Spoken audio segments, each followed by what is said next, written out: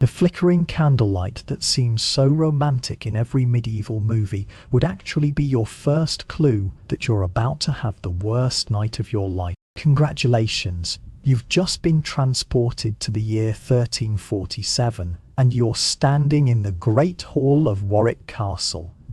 The good news, you're experiencing one of history's most fascinating periods firsthand.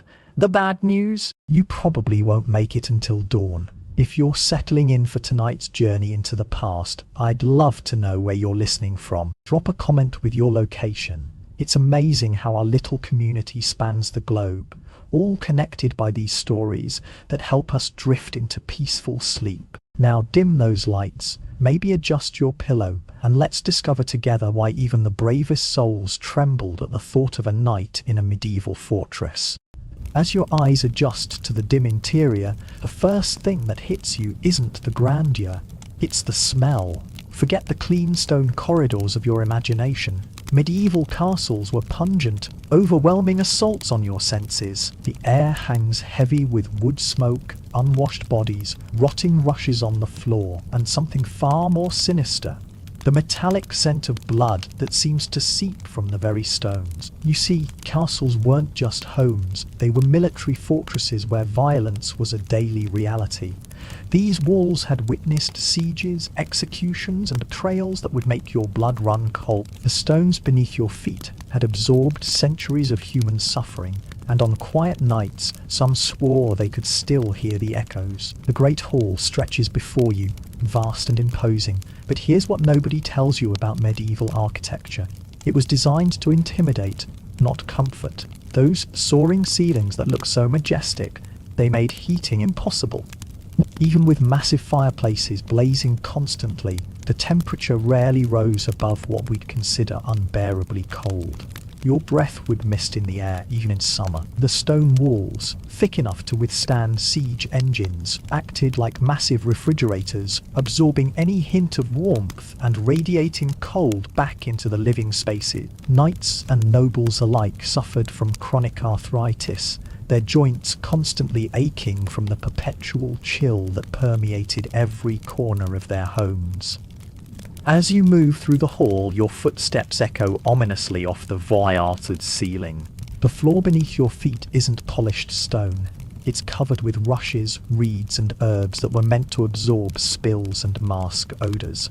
But here's the disturbing truth. These rushes were changed infrequently, sometimes only twice a year. Underneath the fresh herbs on top lay months of accumulated food scraps, dog droppings, vomit from drunken feasts, and worse. The sun is setting now, and as darkness creeps across the castle, you begin to understand why medieval people feared the night so deeply. Without electric lighting, once those candles and torches began to gutter out, the castle transformed into a labyrinth of impenetrable shadows and hidden dangers. Candles were precious, made from expensive beeswax or tallow rendered from animal fat. The wealthy might afford a few beeswax candles that burned cleanly, but most people relied on tallow candles that smoked, sputtered, and filled the air with the nauseating smell of burning fat. Even worse, they had to be constantly tended. Left unattended, they'd either go out, leaving you in complete darkness, or worse, start a fire that could consume the entire wooden interior of the castle. As night falls, you encounter the castle's inhabitants, and here's where your survival chances plummet even further. Medieval castles housed not just the noble family, but dozens or even hundreds of people crammed into impossibly tight quarters. Knights, men-at-arms, servants, craftsmen, visiting merchants, pilgrims, and an assortment of hangers-on all competed for space, food, and warmth. Privacy, as we understand it, simply didn't exist. Even the lord and lady of the castle often shared their bedchamber with servants who slept on pallets at the foot of their bed. The Great Hall, where you might hope to find a place to sleep, was a communal dormitory where bodies lay scattered across the floor like fallen soldiers, breathing, snoring, and occasionally crying out in their dreams. The brutal truth is that medieval people lived their entire lives in public. They ate, slept, argued, made love, gave birth, and died surrounded by dozens of witnesses. The concept of personal space was as foreign to them as the idea of indoor plumbing or antibiotics. But it's not just the lack of privacy that would terrify you. It's the rigid, often violent hierarchy that governed every interaction. One wrong word, one perceived slight, and you could find yourself on the wrong end of a sword. Medieval society was built on a foundation of violence, where disputes were settled through combat and justice was often swift and brutal. The lord of the castle held absolute power over everyone within his walls. He could order executions, confiscate property, or banish someone on a whim. Knights, bound by codes of honor that often involved lethal duels, were always ready to draw their swords over matters we'd consider trivial. Even servants carried knives and weren't hesitant to use them when threatened. As you navigate this dangerous social landscape, you realize that survival depends not just on avoiding physical threats, but on understanding an incredibly complex web of loyalties, feuds, and alliances that could shift without warning. Evening brings the promise of food, but medieval dining was another trial you'd struggle to survive. The great feast you've seen in movies, those groaning tables laden with roasted meats and fresh bread, were rare celebrations, not daily reality. Most meals were monotonous, nutritionally deficient, and often dangerous. The bread, a staple of medieval diet, was frequently contaminated with ergot, a fungus that caused hallucinations, convulsions, and death. Meat was preserved with salt to prevent spoilage, but the preservation process was often incomplete, and food poisoning was common. Fresh vegetables were scarce, especially in winter, leading to scurvy and other deficiency diseases. But here's what would really shock you: the dining etiquette. People ate with their hands, sharing drinking cups and bowls. Personal hygiene was virtually non-existent. Diners would blow their noses on their sleeves, wipe their hands on their clothes, and think nothing of reaching across the table, spreading whatever diseases they carried. As the evening progresses, you face one of the most challenging aspects of medieval castle life: the complete absence of sanitation as we understand it. The famous garderobe, the castle's toilet, was nothing more than a stone seat with a hole that dropped waste directly into the moat or a pit far below. These facilities were freezing cold, often shared by dozens of people, and provided no privacy whatsoever.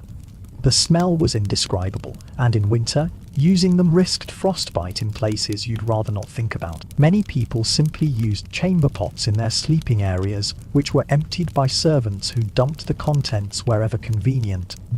The lack of sanitation contributed to the spread of dysentery, cholera, and countless other diseases that regularly swept through castle populations, killing rich and poor alike with no regard for social status. As you prepare for sleep, you discover that medieval beds were far from the comfortable refuges we know today.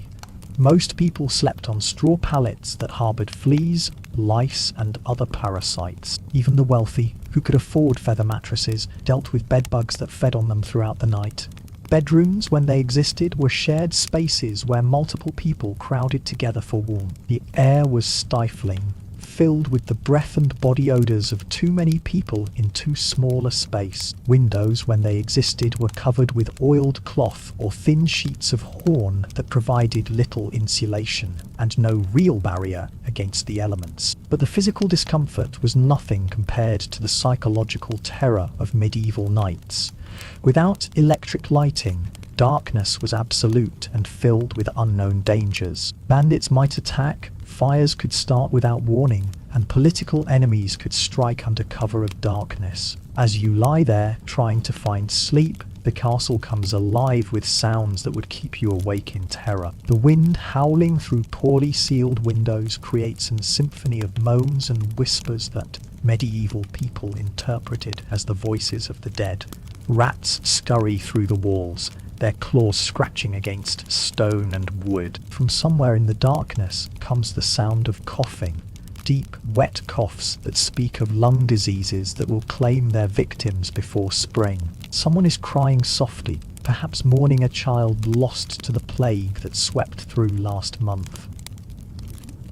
In the distance you hear the clank of armor, as guards make their rounds, their torches casting dancing shadows that play tricks on sleepless eyes. Medieval people lived in constant fear of divine judgment, and this terror intensified during the vulnerable hours of night. The castle's chapel, while providing some comfort, also served as a constant reminder of mortality and sin. The walls were decorated with vivid depictions of hell and damnation that would haunt your dreams. Prayer was not just a comfort but a necessity for survival. People prayed before sleep not out of simple devotion, but from genuine terror that they might not wake up. Death could come from disease, violence, accident, or divine wrath, and the medieval mind saw signs and omens in every shadow and sound. As the night drags on and you drift between wakefulness and uneasy sleep, you begin to understand why medieval people celebrated each sunrise as a victory over darkness. The night was not just uncomfortable, it was genuinely dangerous. Fires could spread unchecked, enemies could attack without warning, and disease struck most often in the dark hours when the body's defenses were lowest. The castle's routine revolved around surviving until dawn. Guards maintained constant vigilance, servants kept fires burning despite the cost, and everyone listened carefully to the sounds that might herald disaster. Sleep, when it came, was light and easily broken by any unusual noise. When morning finally arrives, painting the castle walls with golden light, you realize that you've survived something that would have broken most modern people within hours. Physical hardships, the cold, the hunger, the discomfort, were nothing compared to the psychological challenge of living without the safety, privacy, and comfort we take for granted. Medieval castle dwellers developed a mental toughness that we can barely imagine. They accepted discomfort as normal, found community in shared hardship, and discovered meaning in religious faith that sustained them through trials that would devastate us. As you drift back toward your own time, leaving behind the harsh realities of medieval castle life, you carry with you a deeper appreciation for the extraordinary resilience of our ancestors. They lived with dangers and discomforts we can hardly imagine, yet they built the foundations of our modern world through their determination and courage. The stone walls of the castle fade around you, replaced by the familiar comfort of your own bed, your own room, your own time. The central heating hums quietly. Electric lights stand ready at the flip of a switch, and clean water flows at the turn of a tap. Luxuries beyond the wildest dreams of medieval castle dwellers. Let the gentle rhythm of your breathing carry you toward peaceful sleep, grateful for the warmth and safety that surrounds you. Dream of simpler times, but rest easy, knowing that you live in an age of comfort and security that medieval people could never have imagined. The last light fades from the castle windows, and with it, your journey into the past comes to a gentle end. Sleep well, knowing that the struggles of history have given way to the peace of the present moment. The wind whispers softly through imaginary castle walls, carrying you toward dreams filled not with medieval terrors, but with the quiet satisfaction of understanding how far humanity has traveled from those dark and difficult days. Rest now, in comfort and safety, as the gentle rhythm of time itself rocks you toward peaceful restorative sleep.